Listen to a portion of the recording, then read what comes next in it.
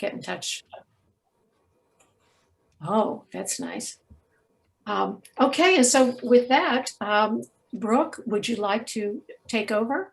Sure. So, welcome everyone, and thanks to HoCoClimateAction for having me. I'm here wearing my Energy Foundation State Director hat today, and just wanted to take some time to let you know more about the organization, how we operate in Maryland, and just who is this Energy Foundation that has shown up in Maryland. So I'm going to share a short presentation with you, and then whomever is the host, can you enable me to share my screen? Yeah, Ruth Alice and Yes. Liz are hosts. Yeah. Co-hosts. Done. Actually, I'm not. Ruth Alice, you didn't make me a co-host. So I think Ruth Alice, you facilitated it. Okay. Like, I have it. So. And Ruth Alice, you're in speaker view, right? For recording? Yes, I am, and you are co-host now. Okay. Great. Well, a little bit about Energy Foundation. We are a foundation. We like to consider ourselves a strategic funder. We were founded in 1991. We have over 42 partners that we work with nationally to bundle funding and get resources out to groups. We grant about $106 million a year annually to about 600 to 700 grantees. And we have 64 staff with offices in Chicago, Raleigh, Las Vegas, our headquarters in San Francisco, and Washington, D.C. Our focus is really strategic grant making, so really focusing on building big markets to spur clean energy. And at our state's campaign work, what we do there is we really work and have state directors like myself to help maintain momentum, to transfer momentum from the state up to the federal level, build bipartisan support, and to really harness the power of states to achieve the way. And then another thing that we do is we do a lot of aligned funding. So working with other funders and foundations to direct funds to grantees and others that are aligned with Energy Foundation strategies and priorities. And here's just a little bit about our mission, vision, and values. So our overall mission is to secure a clean and equitable energy future to tackle the climate crisis. And our overall vision is a healthy, safe, equitable economy powered by clean energy. And we believe a thriving clean energy economy can create sustainable opportunities, spur innovation, and protect our climate for today and future generations. And the values that we lead with are having a transformational impact. So we think bold and are ambitious in our pursuit to deliver on bold, game-changing clean energy outcomes for all. We also worked on community and work to develop and sustain a diverse and inclusive organization where collaboration is core to how we partner and work. Equity is at the center of everything we do, and we support grantees and advocates by providing resources to help address historical barriers based on race, gender, culture, and identity. In learning, we encourage curiosity and risk-taking. In service, we work together across our network, stakeholders, funders, and internal and external teams to respect authentic relationships, openness, and collaboration.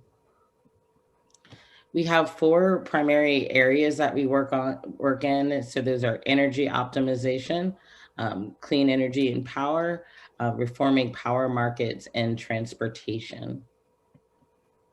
And then our goal for states is really to get the nation on a path to net zero by net zero emissions by 2050.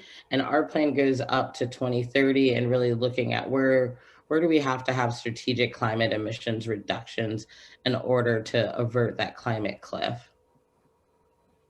And I'll give you a moment to look at our grantee network. And so we fund a great deal of different constituency groups, from environmental groups to equity, business and health groups, conservative groups. We also consult with researchers and universities, We support energy industry partners like here in Maryland. We support CHESA, formerly known as MDBCA, and the Business Network for Offshore Wind. And we also support consumer groups. And then just a little bit more about our aligned funding. So you can see some of our donors here, and we work with these partners. Not only do they help to fund the Energy Foundation, but we also collaborate with them in order to kind of help bundle funds in order to direct additional funding to EF grantees or other organizations in the field that are working on EF priorities. And then I'm going to tell you a little bit more about our states and regions work. So you may be asking why states, and we really have a core belief that like states are the key to driving U.S. ambition, and the policy that we create in the states can build the will for federal market support. And as we're seeing now, we're seeing a lot of changes at the federal level that will also impact states. We also see that 80% of the carbon reduction potential is in 25 states. So when we saw that action was stalled at the federal level, what Energy Foundation did was really took a critical look at state action that would keep us from averting that climate cliff. And we also believe at the state level, we can win with diverse focused coalitions. You can see here is like an overview of our priority states that we work in and our priority cities, as well as we also do work on the federal level as well. And then our priorities that we're working in, our policy priorities, again, are transportation, buildings, the power market, as well as industry. And some of our 2021 themes that we're going to be looking at, of course, are nodding to the pending midterm elections, looking at equitable economic recovery, looking at city, state, and federal nexus. So how are we putting those all together? Looking at electricity market reform, raising ambition, and an opposition to natural gas and oil infrastructure. And then here's really like the crux and the blueprint of our work. So you can see this is our broad plan.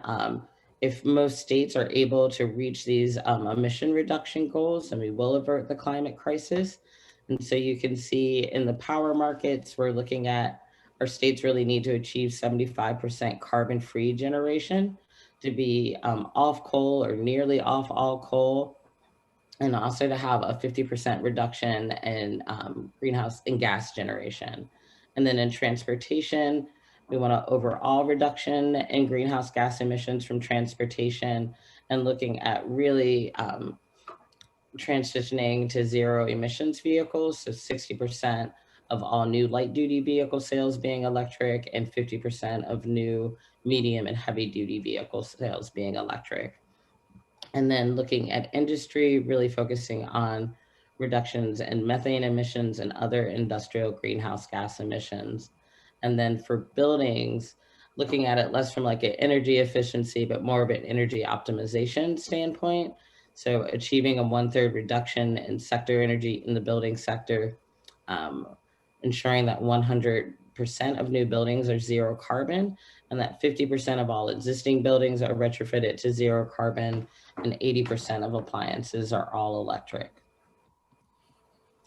And here's a little bit more about the team I work with every day. So we have the Northeast team. So we're operational in New Jersey, Pennsylvania, and Maryland. One of the states that we're exploring if you want to enter into is New York.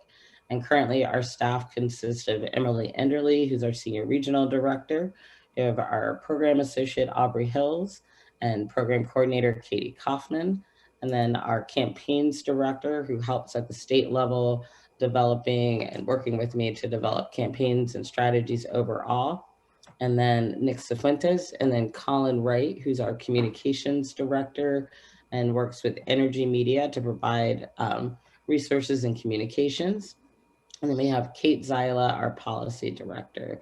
And some of the Northeast regional priorities that we've been looking at are the Regional Greenhouse Gas Initiative, Transportation and Climate Initiative, or TCI, and of course, encompassing the other issues that we just went over: transportation, building optimization, transforming power markets. And then along with Energy Foundation, we have our sister organization, which is Energy Action Fund. And so that's our C4 arm. And this really helps us to work more in the policy venue. So we also fund organizations to do things like pass legislation and inform policy. And with that, we really work to like build clean energy market and reduce carbon emissions through policy wins. And it funds activities around legislation like direct lobbying, communications, and then positive and negative accountability. And then some of our Maryland 2021 priorities that we focused on were the Maryland Transit Safety and Investment Act, which helped to fund a backlog of maintenance. And we were waiting for the Governor Hogan's signature on that. We had Climate Solutions Now, which unfortunately died in session. And we also worked on a solar siting bill to give a timeline for the power plant research group and the Department of Natural Resources to set a certain timeline in order to expedite solar siting. So like a timeline of 6 months for them to approve studies and really start to help us get on the road to achieving that ambitious 14% solar carve out that we want in the Clean Energy Jobs Act. We also worked on the PSC climate test, as it's more commonly known, or the bill that was called the Utilities Regulation Consideration of Climate and Labor, that had the Public Service Commission examine what are the climate impacts and what are the labor impacts on our electricity siting decisions. And then some of the special projects that we're working on is really to shore up the EJ movement in Maryland and to do some focused work with partners. Right now we're working with Dr. Wilson just to do a broader landscape analysis of frontline and fence line communities and look at some of where are the capacity gaps and to do that deeper analysis in hopes that Energy Foundation can work to fund and resource some of those groups and do trainings to fulfill some of those capacity gaps, as well as working with labor to look at what are emerging trends that are coming out of other states, and how can we really start to build an alliance between climate advocates and labor advocates. So that was a quick introduction to Energy Foundation. If you have any questions about how we work in Maryland, I can open up the chat, but if you have specific questions, feel free to ask. No questions there. Yeah, there are a couple questions in the chat, Brooke, and one is wants to know, how do you divide your time between Energy Foundation and 350? Just like never sleep. No. That would be my answer. That pretty much is the answer. That pretty much is the answer. I find that the work, it kind of coincides and ebbs and flows a lot. So you see like the federal impact of the work. And so, but right now it's like 30 and 30 hours. So really long days. Okay, and another question with regard to the 2030 goals that you showed. How are you going to achieve the 50% reduction in gas generation? Do you mean reducing frack gas or greenhouse gas?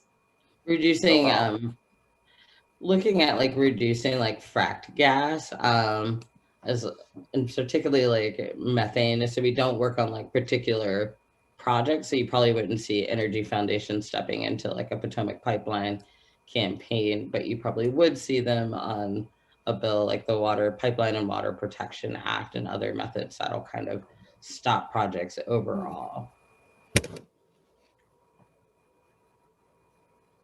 Okay, then let's see, I'm going to skip Linda's and go to Liz. And with the solar siting that you mentioned, did that pass, and what can we do to help facilitate that? It did pass. One of the things that happened was basically like we had a case out here in Washington County, like the perennial case that I'm sure you're all familiar with, where the decision of does the permission fall under the PSC, or does it fall under the jurisdiction, fall under the PSC for siting, or does it fall under the local municipality? And the courts ruled that the onus on that was on the PSC, but what the Department of Natural Resources was doing was if there was an opposition from local zoning boards, then they weren't releasing studies in a timely answer that were needed to expedite the project getting off of the ground. Some of the things that you can do now to facilitate solar are, I know Chessa is working on a solar app that would expedite solar siting, and just kind of eliminate a lot of the red tape, and it would be an app that counties could use to kind of just take them through the process, and would help to speed that up. Another thing is working on the transmission utility side, and making sure, one of the things that we're seeing, especially with solar on agricultural land, is there's some opposition to like the transmission grids between that. So working on that, working with your county government just to do education is a big thing. And also like promoting community solar as well. So I think there's a lot on the utility scale. It's really, I think at the utility level, they've been dragging their feet on a lot of like projects. So kind of eliminating the red tape around solar is one of the best things that we can do. And I really truly believe we need like comprehensive solar siting policy in order to really get us to where we need to be. Do you do anything with FERC? We do not. We do at the federal level. I do not here in Maryland. We did work on the MOPR and worked with Lori to organize a letter and to highlight some of her communications and efforts, but it's not been a primary focus of our work. We didn't see that that was going to continue to be a big issue with the new administration coming in, but that was one of our focuses, was what are we going to do with this MOPR and offshore wind and these capacity markets? So, yeah. And then Tim's got a couple part question here.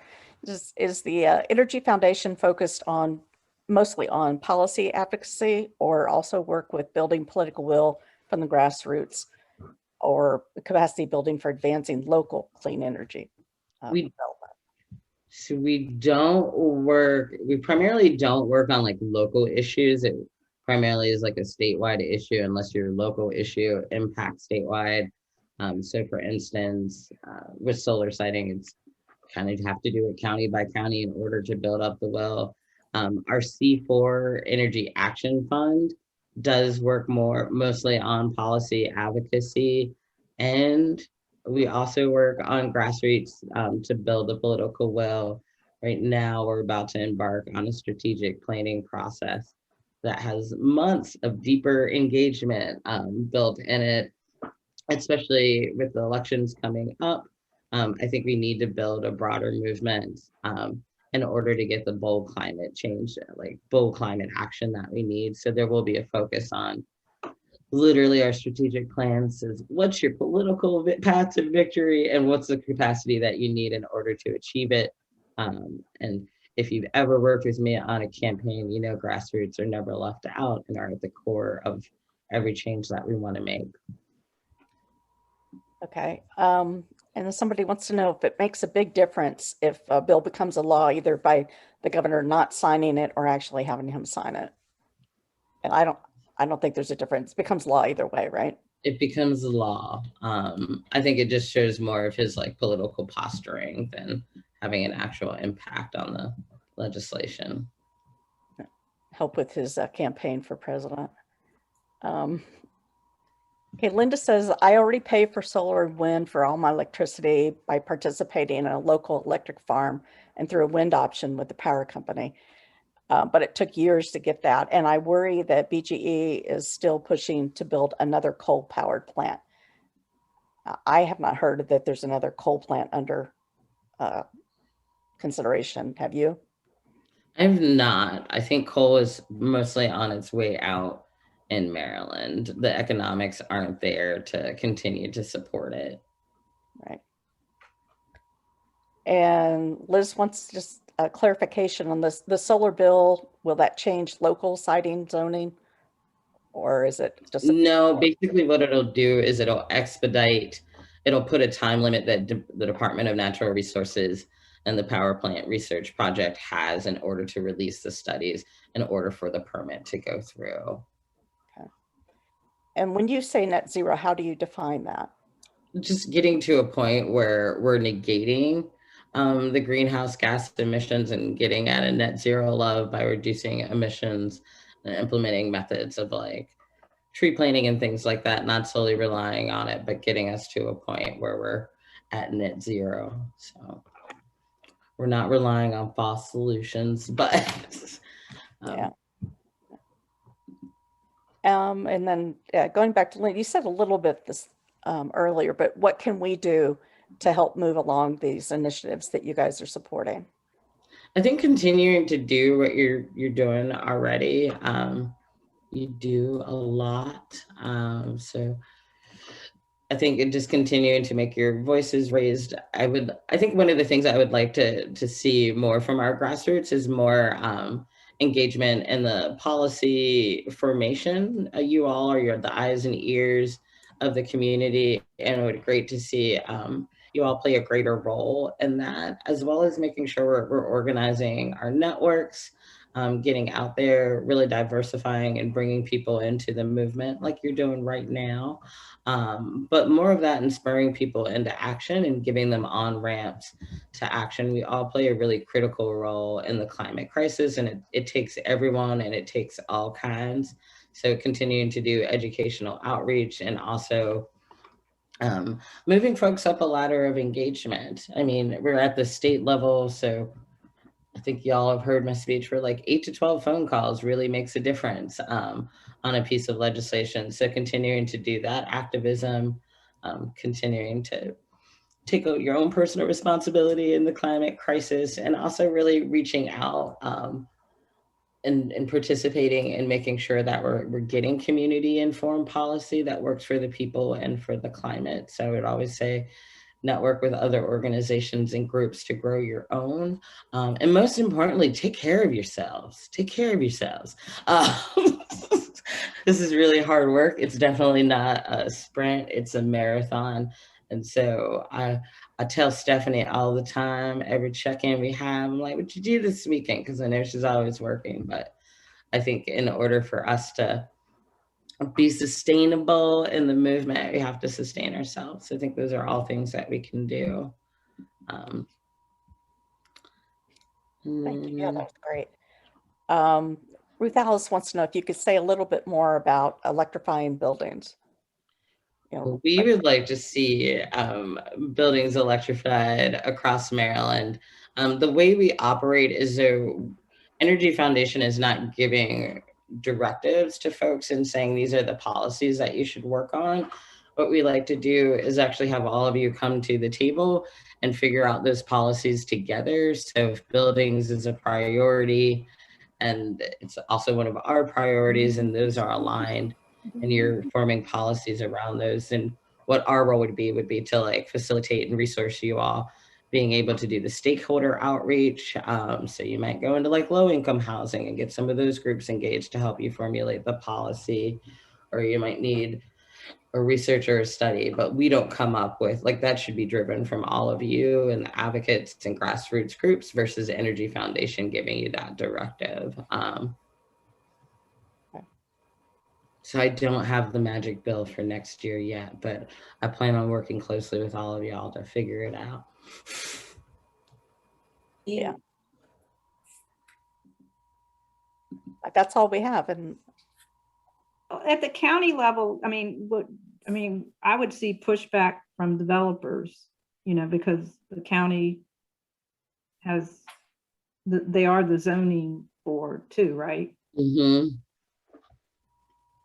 I mean, we saw a lot of opposition this year, especially around buildings and the climate solutions now. I think there needs to be a lot of work at the advocacy level. We need to make the people voices louder. They're a really big player in Annapolis, realtors, and we have elections coming up. So I think, Tim, that's where the capacity building comes up. Like, how are the people having more influence than the power brokers and the lobbyists for the building industry? But we do need they're a large portion of Maryland's emissions, and we do need to move on building electrification. And one thing, I guess another thing to mention is we had for a long time focused on like energy efficiency. And now I think we're focusing on like, what does fuel switching look like? There's a lot of barriers in Maryland. And I think we, the MDE and to like folks like you participating in that process and in that working group came up with a lot of good recommendations. For instance, if you have propane in your house and you can't switch to electric, so how are we looking at fuel switching? How are we looking at those barriers that are keeping homes from being more energy efficient and getting off of natural gas and electrifying that? And how are we greening that grid more? Yes, a National Sierra Club staffer recently told several of us that all the buildings in Maryland that use gas create more greenhouse gases than all the coal plants in Maryland. But it's harder to target thousands of buildings. It's easier to target 6 coal plants. But in terms of greenhouse gases, the result would be greater if we could electrify buildings. And I think that goes back to like, how are we removing those barriers? Like, how are we providing subsidies for like low to moderate income folks? Absolutely. Like, how are we really actually removing the barrier that you can't actually convert? Like, they won't give you subsidies to convert from natural gas to electric or from propane to electric. So how are we breaking down those barriers? Are we participating at the Public Service Commission level as they're also looking at like building reforms and building optimization? So there's a lot of opportunities on the horizon, but I think that'll be up to the larger coalition about how they choose to prioritize their resources. And I think it's vitally important really to be setting the stage for strong, ambitious climate solutions now. We have an election coming up. We've got new leadership. So how are we really capitalizing on that? Yeah, by new leadership, and you mean in the General Assembly and nationally? Yeah. Both.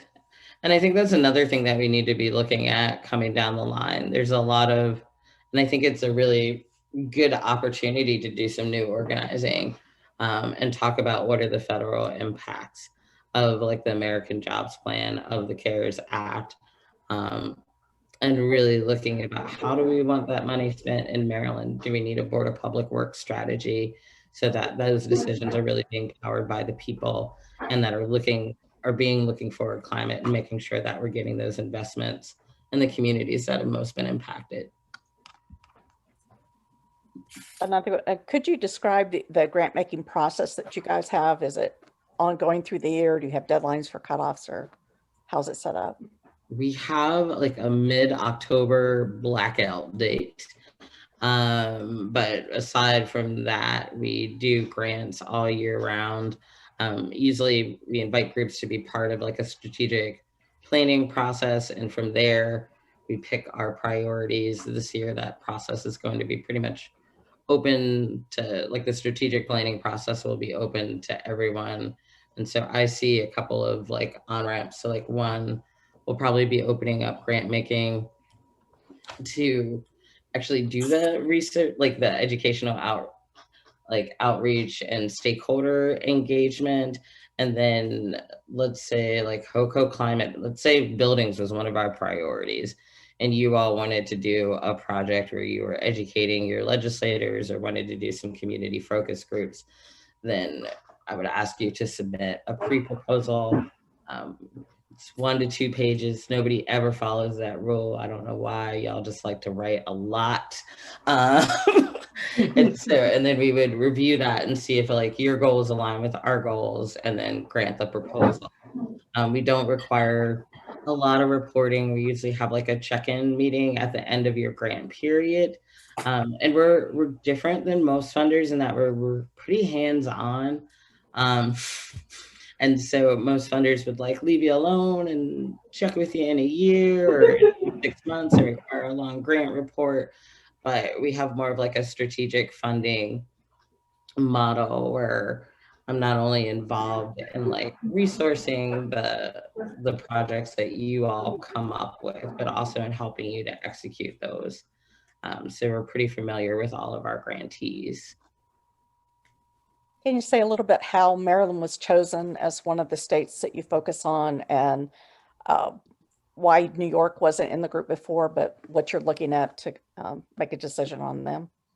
I can't speak to New York because I just stay focused on Maryland.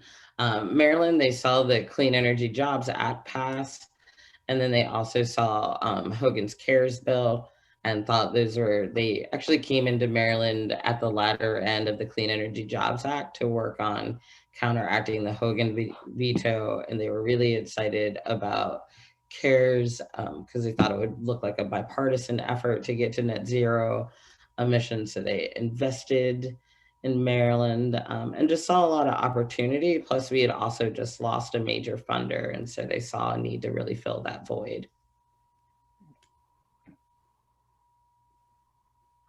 Okay, that's all that's there, unless I've missed something. Well, Brooke, you're welcome to stay with us. We were going to segue. Elizabeth asked a question about She did? Pennsylvania. About Pennsylvania? Uh-huh. I don't Elizabeth, know. Elizabeth? I think they saw a lot of opportunities, and they see a lot of opportunity in Pennsylvania. I'm not really involved in like the regional strategy. I'm more focused on Maryland, and they chose Pennsylvania before they chose Maryland. So I don't know what they're no. But I think there's a lot of work to be done in Pennsylvania, as you know. So I'm glad that they are investing there. I'm not sure if we got this one. There was one about educational materials to share regarding converting from gas to electric. Did we do that one? We definitely would be happy to provide you some resources from Energy Foundation. And that's one thing, and just so you know, I'd like to share just a little bit and then I'll let you segue into your meeting. Part of like the unique thing about Energy Foundation is like Maryland at its like core group. Like I have a core team and it's composed of our government relations team with its Lynn Lucci and Stephanie Anderson, who's on the call now. And so they really work closely with like the coalitions. You'll see them on the calls during lobbying in Annapolis. And then we have Waldron Strategies, who we contract with to do a lot of the communications work, like patch through calls, op-eds, didgeroos that I don't understand. But they do all of the, they do all that cool stuff that I'm just not hip enough to do, like your Facebook and your Twitter and your geo-targeting, your legislators and all that good stuff. And so those are some of the resources that for our priority campaigns that we make available to our coalition to make their campaigns stronger and our efforts more concerted. And then at the national level, one of the things that we're going to be pulling into our strategic planning is we have folks that are experts in transportation and building optimization and are looking at all of the trends across what's happening nationally and tracking that. So if you ever want to kind of get a landscape analysis, let me know, or have needs like that, then that's something that we can provide. And I will get building optimization and electrification information to Ruth Alice, who can funnel it to the right person. So will your group be able to give advice to states about optimizing these federal dollars that may be coming down? Mm-hmm. That is, if states have projects that meet criteria, then they may be able to qualify for money, but they have to know what those projects or criteria might be. So wonderful. Stephanie has developed a federal memo. We're also working on it at the national level to see what are the different like criteria from like the American Jobs Plan, from CARES, American Rescue Plan that will filter down. And I think it's up to and we can provide some guidance for that. And I know several groups have asked for that. We're working on that. And Catherine has a question about Montgomery County, but I'm not sure what the her acronym, the IGCC is. Catherine, could you It's clarify? the International Green Construction Code, replacing LEED. Since we're talking about electrification of buildings and all that, are other counties doing this? I'm not aware. I don't know. I don't think we've heard of that in Howard County, or Oh, okay. because that's a new acronym for us. So that's replacing the lead category Yeah. Yes, method? it would Okay. have, yes, it would have tighter, it would be more restrictive. So therefore the builders are less inclined. You can't buy your way out by planting trees. I think this came up in some of the discussion at the hearing on the buildings part of climate solutions at the state level. There are different international standards, and I also talked to someone in Montgomery County about getting gas out of buildings and electrifying everything. That wasn't the chief focus of the standards they were working on. Right. So there are different ways of approaching goals. Yeah, I was mainly curious if other counties are doing this also. Well, I think Montgomery County is ahead of other counties, but Frederick is working on a climate plan. I know people on the work groups there, and Prince George's County is starting a process. So, and Howard County is hopefully going to be starting a process soon of updating its climate action plan. But I think Montgomery County is way ahead and possibly could inform the state. Okay. Certainly setting a good precedent for us, and we need to learn from you all. I know I've been to some of the Zooms on the Montgomery County plan for Montgomery County people, just to like as a spy to find out, well, what are you all doing? Oh, okay. But we need to share that information more widely. All right. Okay, do we have any more questions or discussion? No. And if not, I want to thank Brooke for coming tonight and for giving us so much information in a fairly condensed time frame. Just amazing. And some really good discussion, I think, during the questions and answers.